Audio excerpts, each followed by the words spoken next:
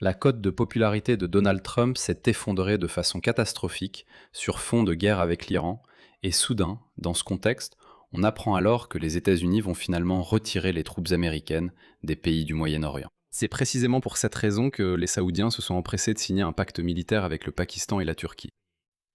Un sondage sociologique de Reuters Ipsos a révélé que le taux d'approbation de Donald Trump est tombé à son niveau le plus bas depuis le début de son second mandat présidentiel. À ce jour, seuls 33% des Américains sont satisfaits de son travail, tandis que 64% ne sont pas satisfaits. De plus, la grande majorité des personnes interrogées craignent que la guerre avec l'Iran ne s'éternise très, très longtemps.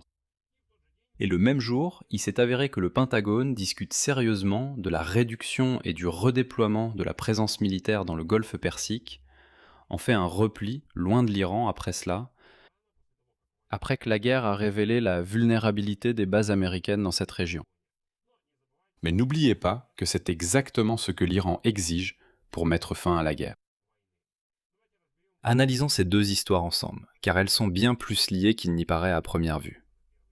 Je m'appelle Alexei Pecci.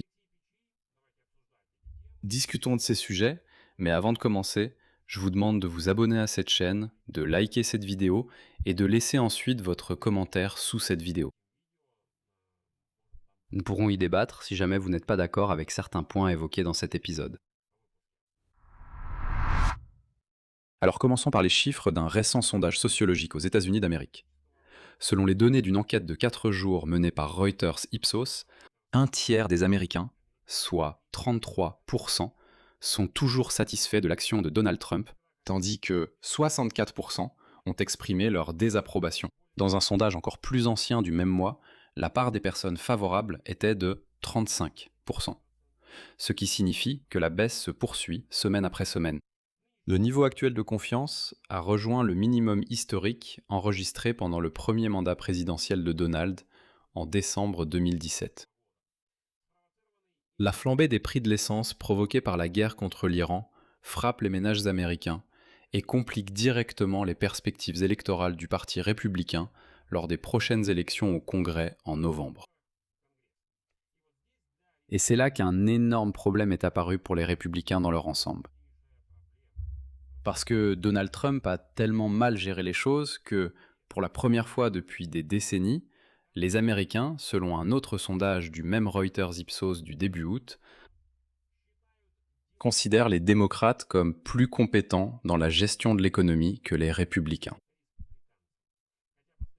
Alors que ces 10 dernières années, c'était le contraire, puisque les démocrates ont tout de même une tendance plus sociale, tandis que les républicains sont de purs capitalistes.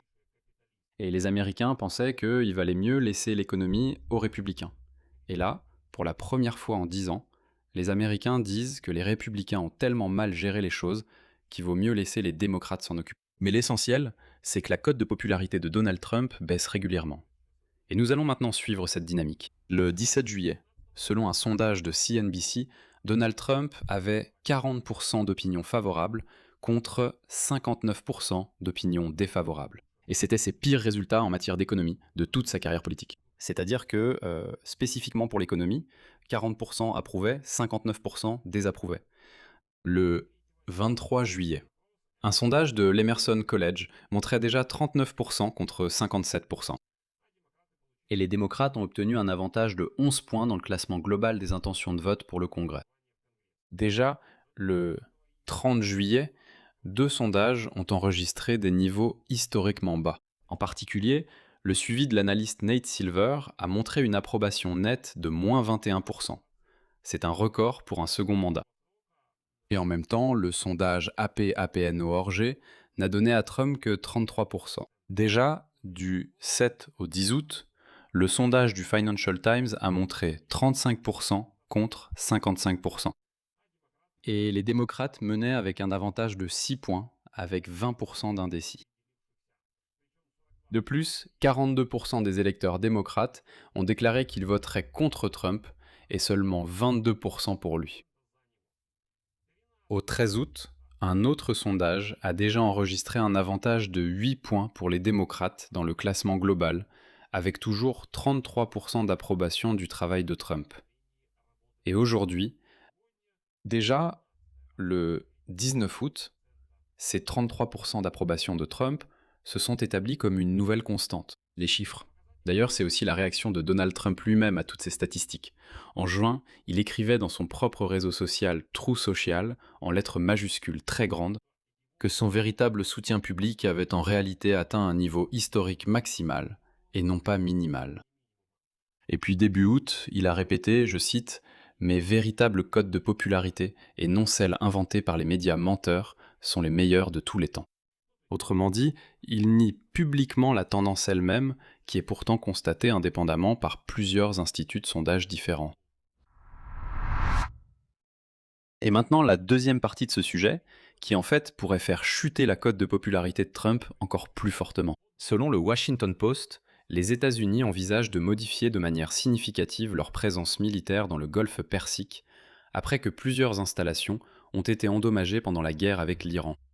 Au Pentagone et au commandement central de l'armée américaine, plusieurs options pour le futur déploiement des forces militaires dans la région sont à l'étude. En particulier, il est question de ne pas restaurer certaines bases endommagées, les bases dans le même état qu'avant le début des hostilités à la fin du mois de février. Pour l'instant, c'est pas encore un ordre officiel du ministre de la Défense, Pete Hegseth, mais les responsables du Pentagone reconnaissent que oui, il faudra prendre des décisions sur certains de ces points. Et il faudra fermer certaines bases militaires, en réaménager d'autres, et retirer une partie des troupes de la région. Et voici dans des scénarios discutés. Déplacer une partie des troupes et des bases américaines.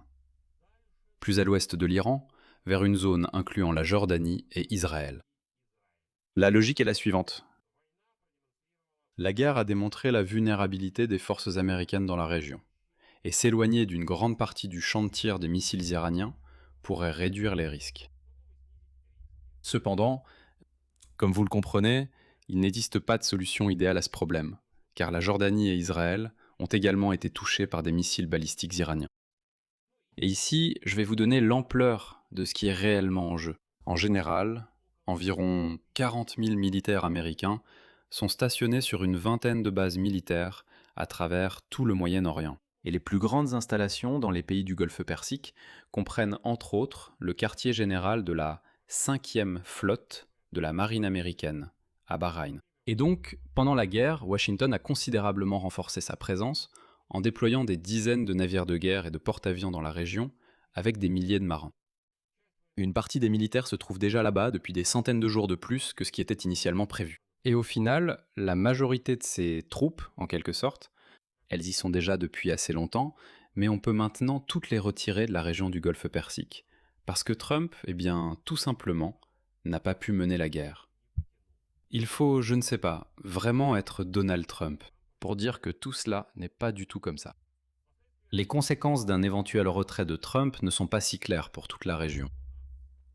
Parce que d'un côté, Washington a la possibilité de réorganiser le déploiement de ses forces, en tenant compte des risques réels que cette guerre a révélés. Eh bien, c'est-à-dire, d'accord, les bases ont été installées il y a longtemps, et peut-être les risques étaient différents.